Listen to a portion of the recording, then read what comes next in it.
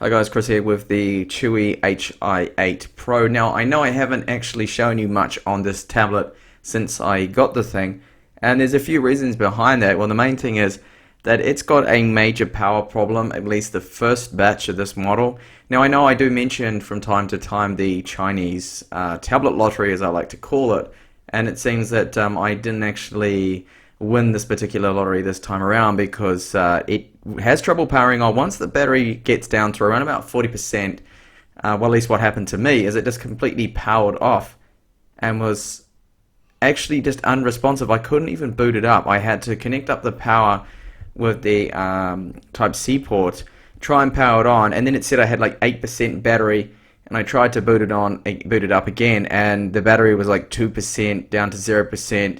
And then I couldn't even turn it on. Now this is actually happening to other users as well, so I would hold off on buying on this particular model if you are interested. Best to wait and see what happens with the second batch or the BIOS update to fix this particular problem.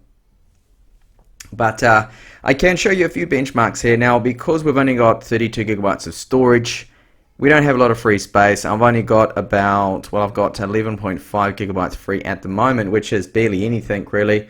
All I've done is install 3D Mark and just run through a few benchmarks. Now I did test out the internal storage, and it is a bwin drive, so the read speeds there are quite poor.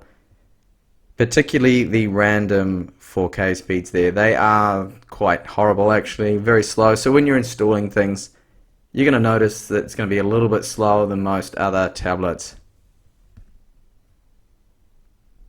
So have a look now. These are the benchmarks I ran. So first up is CloudGate 1.1. Now I'll just show you the Chuwi Hi8 Plus, which doesn't have any of these problems. And just get that in the shot and show you that that it scores a little bit higher. Now the screen probably looks a bit brighter because I think I'm running different brightness levels here. But overall, the Chuwi Hi8 Plus also doesn't have issues like the Hi10 Pro. It doesn't have any of those problems at all. I'm finding this device to be good because it's got a lower resolution screen. This one has 1280 by 800, which is probably going to influence the scores there, because this one actually has a 1200p display. So it's 1920 by 1200. And you can't really notice the difference in the displays until you get up closer and look at them. You can see definitely the Hi8 Pro display is a lot sharper. But if I just get rid of the Hi8 Plus for a second and have a look back at the other benchmarks I ran, so for example Geekbench 3 here. Now that shouldn't be influenced by the screen resolution, but for some reason it did actually score lower again than the Hi8 Plus. Not sure why, but you can see there's the Hi8 Plus score, which is higher for some reason, much higher. And anyway, not sure why that is. The iStorm 1.2 score, the Hi8 Plus got about the same score there, and iStorm Extreme. Now I did test out the wireless okay speeds because my desktop got around 40 megabits per second download.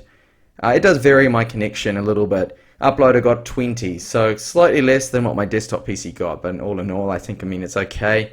The range seems alright. Downstairs those speeds half because I have my router upstairs, and if I'm downstairs it's literally going through some concrete and reinforced steel frame house and everything, so naturally it affects the performance there, but that's just as bad as what even my Surface Pro 4 is. When it's downstairs I get about half the wireless speed as well. So those scores aren't too bad.